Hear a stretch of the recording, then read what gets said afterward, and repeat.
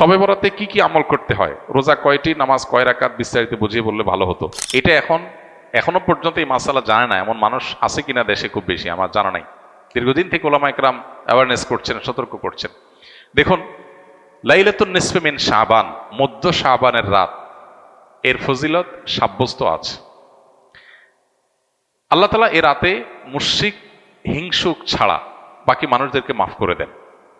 এবং এ রাতের ফজিলত সংশ্লিষ্ট আরো অনেকগুলো হাদিস আছে যেগুলো জয়ীফ সূত্রে বর্ণিত, কিন্তু এই একটা হাদিস গ্রহণযোগ্য সূত্রে বর্ণিত হওয়ার কারণে অন্য যেগুলো আছে সবগুলোর একসাথ করলে মোটা দাগে লাইলাতুন নিসফে মিন শাবান বা মধ্য শাবানের রাত, এটার নাম আমরা শবে বরাত দেই। আসল নামটা, হাদিস দেওয়ার নাম কোনটা?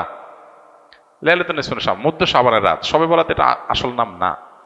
যাই হোক, তো এই মধ্য শাবানের রাতের ফজিলত সাব্যস্ত হয়, কিন্তু এইটাকে আমরা যেইভাবে যারা পালন করি তারা যেভাবে ঘটা করে করি, যেমন সারা রাত জেগে ইবাদত করা আল্লাহর ক্ষমা লাভের জন্য বা মাগফিরাত লাভের জন্য, যাতে মাগফিরাত হয়, গুনাহে ক্ষমা হয়, সেটা আপনি চেষ্টা করছেন, এটা আপনার ব্যক্তিগত অ্যাপ্রোচ থেকে আপনি করলেন। এই রাতের রোজা, এই দিনের রোজা আপনি আইয়াম বীজের রোজার অংশ হিসেবে রাখলেন, শাবান মাসে বিশেষ রোজা রাখলেন, রাসূলুল্লাহ সাল্লাল্লাহু আলাইহি ওয়াসাল্লাম সেই হিসেবে রাখলেন, খুবই প্রশংসনীয়। কিন্তু আলাদা করে শবে বরাতকে কেন্দ্র করে এই দিনের রোজা রাখার বিশেষ কোনো নির্দেশনা বিশুদ্ধ হাদিস দ্বারা সাব্যস্ত নয়। এর বাইরে এ রাতকে শবে বরাত ভাগ্যের রাত মনে করা, বরাত মানে ভাগ্য, আর বরাতের আরেকটা অর্থ হলো মুক্তি। মুক্তির অর্থে ঠিক আছে শবে বরাত, আল্লাহ মানুষকে মুক্ত করেন, কিন্তু ভাগ্যের অর্থে ঠিক নেই।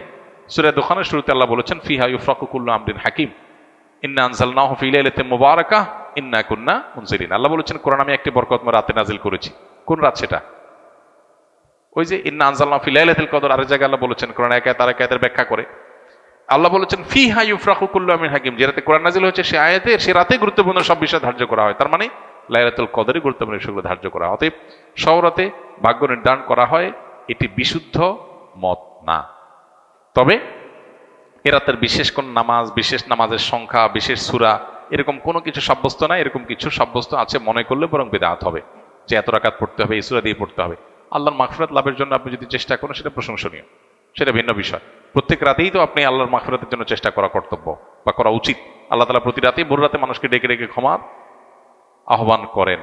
এই জন্য শবে বরাতকে ঘিরে রাতের বিশেষ নামাজ, বিশেষ পদ্ধতির নামাজ নাই।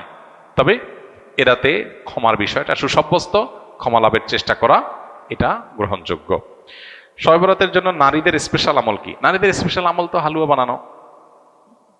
স্পেশাল আমল মানে স্পেশাল কাজ, কারণ শবে বরাতকে কেন্দ্র করে হালুয়া টালুয়া বানানো হতো, হালুয়া রুটি, গোশত রুটি এগুলা বিতরণ করা হতো। এগুলো এখন যদিও উঠে গেছে, কালচারাল বিষয়। এগুলো উঠে যাওয়াতে যে নারীরা সব নেকামল শুরু করে দিয়েছে তাও হয় নাই, সেটা যেমন বাস্তবতা। আবার ঠিক একইভাবে কোরআন সুন্নাহ বলেনি এমন কিছু কোরআন সুন্নাহর আমল মনে করে এস্টাবলিশড করা, বিদআতকে জিয়ে রাখা, এর ভিতরেও ইমানদারের কল্যাণ নেই, সেটাও আমাদেরকে মাথায় রাখতে হবে। তো শবে বরাতকে কেন্দ্র করে নারীদের জন্য স্পেশাল কোনো আমল নাই। এগুলা ইউটিউবারদের বিভিন্ন আইটেম। প্রশ্ন ইউটিউবাররাই ধরাইছে কিনা কি জানি, যে থাম্বনেল দিবে শবে বরাতে বলে মা বোনরা এই আমল ছাড়বেন না, হ্যাঁ, এরকম একটা ডাহা মিথ্যা কথা লিখে থাম্বনেল দিয়ে দিবেন, মহিলারা সব ক্লিক করবে, হিট হবে, মানুষ বেশি দেখবে, আপনি প্রশ্ন ধরাই দিলেন। তো এর মাধ্যমে আপনি একটা ভুল ধারণাকে সমাজে, সবাই তারা ক্লিক করবে না, অনেকে মনে করবে আচ্ছা তাহলে স্পেশাল আমল মনে হয় আছে, আবার অনেকে বলবে যে না এই মৌলবী এটা ভুল কথা বলে গেছে, স্পেশাল আমল তো নাই, সে তো ভিতরে দেখবে না কি আছে। তো এই জন্য ইউটিউবার ভাইরা আল্লাহকে ভয় করা উচিত।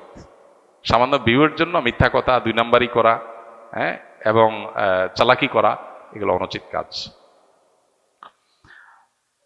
রমজান মাসে কবরের আযাব বন্ধ থাকে, এটা কি সঠিক কথা?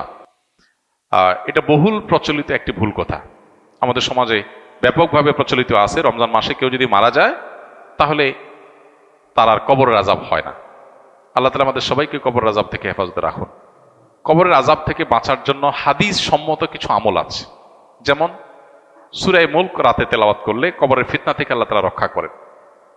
পুরো রাতের ভিতরে কেউ সূরা মুলক পড়ে, নিয়মিত অভ্যাস আছে, মাঝে মধ্যে ছুটতেই পারে, এই আমলটা যদি কেউ করে নিয়মিত, ইনশাআল্লাহ আল্লাহ তাআলা তাকে কবরের ফিতনা থেকে রক্ষা করবেন, হাদিসে সাব্যস্ত আছে।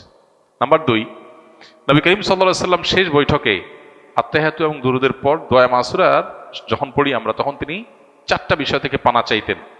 এটা দোয়া মাসুরের জায়গাতে আল্লাহুম্মা ইন্নী যালামতু নাফসি পড়েন, পাশাপাশি এটা অথবা কখনো এটার বদলে এটা আপনি পড়তে পারেন।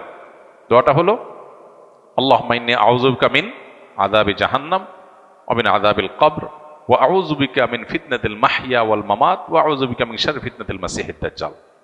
এই যে এখানে জাহান্নাম থেকে এবং কবরের আযাব থেকে পানা চাওয়া হয়েছে। অতএব শেষ বৈঠকে আল্লাহর কাছে দোয়া করেন। আর বিশেষ করে কবরের আযাব যেসব বিষয়ে হয়, যেমন চগলখুরি করে বেড়ানো, পেশাব থেকে ভালো করে পবিত্র না হওয়া, এগুলো কবরের আযাবের সুনির্দিষ্ট কারণ হাদিসে এগুলোকে চিহ্নিত করা হয়েছে। অতএব এগুলোর পরে সতর্ক থাকা, এগুলো থেকে বেঁচে থাকার চেষ্টা করা, ইনশাআল্লাহ এই প্রক্রিয়ার মধ্য দিয়ে আমরা কবর আযাব থেকে আল্লাহর কাছে পানা চাইতে পারি। বাকি রমজান মাসে মারা গেলেই কবর আযাব অটোমেটিক বন্ধ এমন না। কেউ যদি খারাপ মানুষ, ফাসিক মানুষ, ওই অবস্থায় তার মৃত্যু হয় রমজানে, তাহলে তার আযাব হতে পারে। কেউ যদি নেককার হয়ে অন্য কোনো মাসেও মারা যায়, তবে কবর আযাব নাও হতে পারে। কবর আযাব হওয়া না হওয়ার সাথে রমজানের সম্পর্ক নাই, সম্পর্ক হলো কিসের? আমলের। কবর আযাব না হওয়ার বন্দোবস্ত দুনিয়া থেকে আপনি করে গেলেন কিনা, এটার সাথে সম্পর্ক।